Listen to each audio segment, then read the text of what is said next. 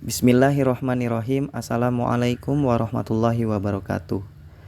Pernahkah kamu merasa takut lupa saat belajar sesuatu yang penting? Bahkan Rasulullah Shallallahu Alaihi Wasallam pun ketika wahyu turun pernah merasa cemas kalau beliau tidak dapat menghafalnya dengan sempurna. Maka beliau pun menggerakkan lidahnya cepat-cepat ingin segera menguasai ayat-ayat itu. Tapi kemudian turunlah firman Allah yang artinya jangan engkau gerakan lidahmu karena hendak cepat-cepat menguasainya. Quran Surat Al-Qiyamah ayat 16. Disinilah kita melihat kelembutan Allah kepada Rasulnya Shallallahu Alaihi Wasallam. Allah tidak hanya memberi wahyu, tapi juga mengajarkan cara menerima wahyu dengan tenang, penuh tawakal, dan kepercayaan pada bimbingannya. Dalam hadis kelima dari Sahih Al-Bukhari, kita akan membahas momen ini. Bagaimana Nabi Shallallahu Alaihi Wasallam diajari adab terhadap wahyu, dan bagaimana ayat ini menjadi pelajaran penting bagi siapa saja yang ingin mendekat kepada ilmu dan Al-Quran. Kita akan menyelaminya bersama kitab Fathul Bari karya Ibnu Hajar Al-Asqalani agar maknanya lebih dalam dan menyentuh kehidupan kita hari ini. Teman-teman sedang menonton Mr. Book, tempat di mana ilmu dari kitab-kitab klasik Islam disampaikan dengan hangat, sederhana, dan tetap menjaga kedalaman makna. Mari kita mulai kajiannya dengan hati yang tenang dan lidah yang tunduk pada hikmah. Haddatsana Musa bin Ismail qala haddatsana Abu Awanata qala haddatsana Musa bin Abi Aisyata qala haddatsana Sa'id bin Jubairin an ibni Abbasin fi qaulihi ta'ala la tuharrik bihi lisanaka lita'jala bih. Qala kana Rasulullahi sallallahu alaihi wasallam yu'aliju minnat tanzili syiddatan wa kana mimma yuharriku syafatai. Faqala ibnu Abbasin fa ana uharrikuhuma lakum kama kana Rasulullahi sallallahu alaihi wasallam yuharrikuhuma. Wa qala Sa'idun ana uharrikuhuma kama ra'aitu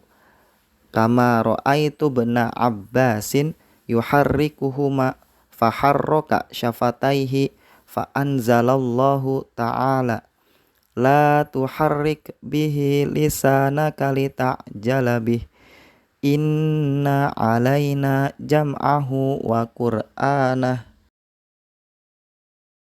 Qala jam'ahu laka fi sadrika wa taqra'ahu fa idza qara'nahu fattabi' qur'anah. Qala fastami' lahu wa ansit thumma inna alaina bayanah thumma inna alaina an taqra'ahu. Fakana Rasulullahi sallallahu alaihi wasallam ba'da dzalika idza atahu Jibrilu istama'a fa idzan talaqa Jibrilu qara'ahu an-nabiyyu sallallahu alaihi wasallam kama qara'ahu. Musa bin Ismail meriwayatkan kepada kami, ia berkata, Abu Awanah meriwayatkan kepada kami. Ia berkata, Musa bin Abi Aisyah meriwayatkan kepada kami. Ia berkata, Sa'id bin Jubair meriwayatkan kepada kami dari Ibnu Abbas mengenai firman Allah Subhanahu wa ta'ala, janganlah kamu gerakan lidahmu untuk membaca Al-Quran karena hendak cepat-cepat menguasainya. Quran Surat 75 Al-Qiyamah ayat 16. Ia radhiyallahu anhuma berkata, Rasulullah Shallallahu Alaihi Wasallam merasakan beban yang sangat berat saat menerima wahyu. Beliau menggerak-gerakkan kedua bibirnya. Ibnu Abbas melanjutkan, Aku akan menggerakkan keduanya untuk kalian sebagaimana Rasulullah Shallallahu Alaihi Wasallam menggerak-gerakannya. Sa'id bin Jubair berkata, aku akan menggerak-gerakkan bibirku sebagaimana aku melihat Abdullah bin Abbas radhiyallahu anhu menggerak-gerakannya. Lalu ia menggerak-gerakkan kedua bibirnya. Kemudian Allah menurunkan ayat, jangan engkau Muhammad gerakkan lidahmu untuk membaca Al-Quran karena hendak cepat-cepat menguasainya. Sesungguhnya kami yang akan mengumpulkannya di dadamu dan membacakannya. Quran Surat 75 Al-Qiyamah ayat 16-17. Maksudnya mengumpulkannya dalam dadamu untuk kamu baca. Apabila kami telah selesai membacakannya, maka ikutilah bacaannya itu. Quran Surat 75 Al-Qiyamah ayat 18. Maksudnya, dengarkanlah bacaannya dan diam. Kemudian, sesungguhnya kami yang akan menjelaskannya. Quran Surat Al-Qiyamah 75 ayat 19. Maksudnya, kemudian kamilah yang menjamin kamu bisa membacanya. Setelah itu, apabila Jibril alaihi salam datang membawa wahyu, maka beliau pun diam mendengarkannya. Setelah Jibril pergi, barulah Rasulullah Shallallahu Alaihi Wasallam membacanya sebagaimana bacaan Jibril. Hadis nomor 5 ini tercantum juga pada hadis nomor 4927, 4928, 4929, 5044 dan 7524. Perkataan haddatsana Musa bin Ismail. Musa bin Ismail meriwayatkan kepada kami. Musa bin Ismail adalah Abu Salamah At-Tabuzki, salah seorang hafiz di negeri Mesir. Perkataan haddatsana Abu Awanah. Abu Awanah meriwayatkan kepada kami. Ia adalah Ibnu Waddah bin Abdullah al-Yashkuri al-Basri, warga Basroh, seorang mantan budak. Kitab hasil karyanya benar-benar rapi dan bagus. Sedangkan Musa bin Abi Aisyah, nama ayahnya, tidak diketahui. Sebagian sanad hadis ini diriwayatkan secara mutaba'ah oleh Amru bin Dinar dari Sa'id bin Jubair. Perkataan kana mimma yu'aliju, beliau merasakan beban yang sangat berat. Kata al-mu'alajatu artinya mengusahakan sesuatu dengan susah payah. Maksudnya di sini bahwa beratnya kondisi yang dihadapi tersebut berasal dari menggerak-gerakkan kedua bibir. Artinya kondisi itu memang diakibatkan oleh perbuatan beliau, atau dapat dikatakan bahwa ma dalam hadis berfungsi sebagai kata sambung yang ditujukan untuk makhluk yang secara kiasan dianggap memiliki akal. Demikianlah yang ditegaskan oleh Al-Karmani. Namun pendapatnya ini masih perlu ditinjau kembali, sebab beratnya beban saat turunnya wahyu sudah beliau rasakan sebelum menggerak-gerakkan kedua bibirnya. Penjelasan yang benar adalah yang dikemukakan oleh Thabit As-Saraqusti. Maksud penggalan hadis di atas yaitu beliau sering menggerak-gerakkan bibirnya. Kata mimma dengan makna seperti ini sering dijumpai. Salah satunya dalam hadis mengenai mimpi. Kana mimma yaqulu li ashabihi man ro'a minkum ru'ya. Rasulullah Shallallahu Alaihi Wasallam sering bertanya kepada para sahabatnya, siapakah di antara kalian yang bermimpi tadi malam? Contoh lainnya adalah lantunan seorang penyair. Wa inna lamimma nadribu al-kabsyu dorbatan ala wajhihi yulqi al-lisana minal fami. Sesungguhnya Kami sering memukul kepada kepala Kibas dengan sekali pukulan di mukanya sehingga menjulurlah lidah dari mulut. Hal tersebut didukung pula oleh riwayat Al-Bukhari dalam kitab At-Tafsir dari jalur Jarir dari Musa bin Abi Aisyah dengan lafaz kana Rasulullah sallallahu alaihi wasallam idza nazala Jibrilu bil wahyi fakana mimma yuharriku bihi lisanahu wa syafataihi. Apabila Jibril turun membawa wahyu, maka Rasulullah Shallallahu Alaihi Wasallam sering menggerak-gerakkan lidah dan kedua bibir beliau. Dan dalam hadis di atas, perawi tidak menyebutkan kepayahan yang menimpa Rasulullah Shallallahu Alaihi Wasallam, sebagaimana yang disebutkan oleh Al-Karmani. Dengan demikian, jelaslah kebenaran penjelasan Tsabit di atas tadi. Hal itu juga dijelaskan oleh ulama lainnya, yaitu jika setelah kata min disebutkan kata ma, maka artinya rubbama, atau seringkali, atau acapkali, atau kadangkala. Dan ia bisa digunakan untuk menunjukkan makna sering maupun jarang.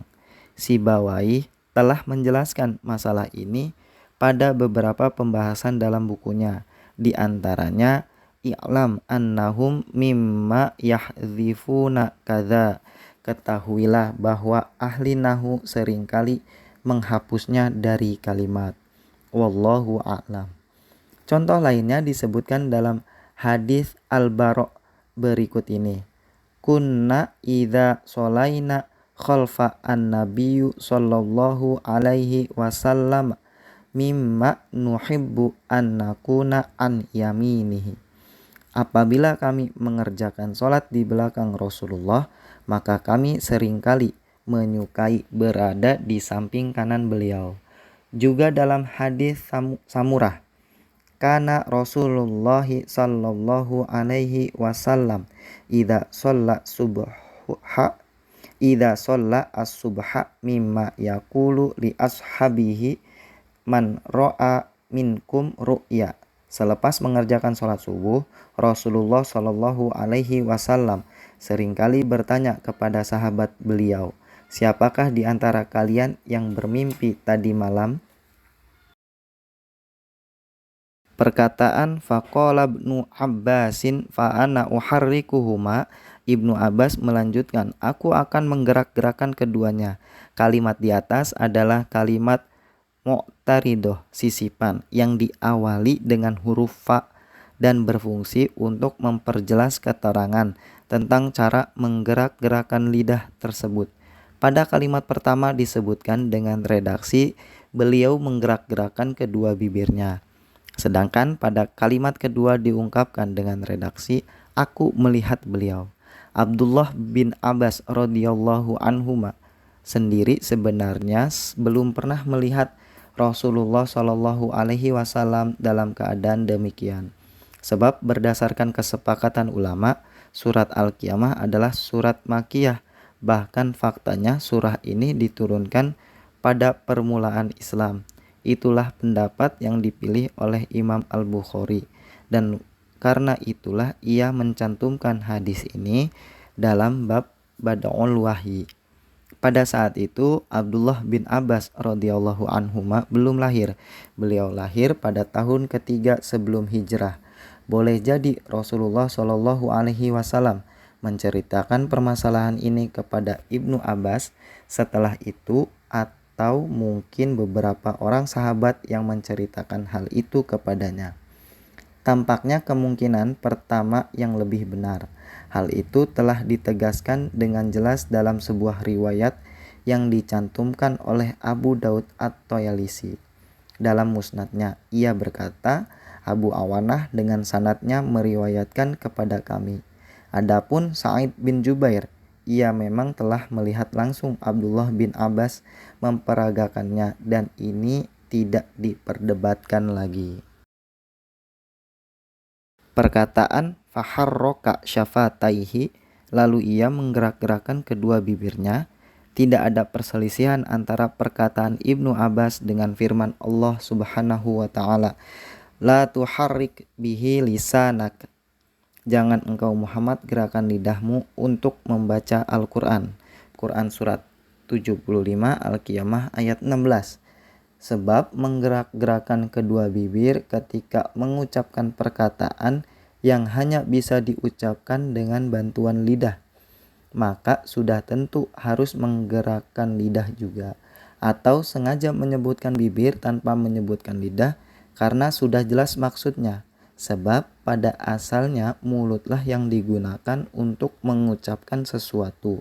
Masing-masing dari kedua gerakan itu, yakni gerakan bibir dan lidah, berasal dari mulut. Sebelumnya telah dijelaskan bahwa pada riwayat Jarir dalam kitab At-Tafsir diriwayatkan dengan lafaz yuharriku bihi lisanahu wa syafatai. Lalu beliau menggerak-gerakkan lidah dan kedua bibirnya. Kedua-duanya yaitu lidah dan bibir disebutkan dalam riwayat ini. Pada awalnya apabila Al-Quran dibacakan kepada Rasulullah, beliau mengikutinya sehingga mengganggu bacaan Jibril. Beliau tidak sabar menunggu Jibril menyelesaikan bacaannya karena ingin cepat-cepat menghafal agar tidak ada yang terluput sedikit pun darinya.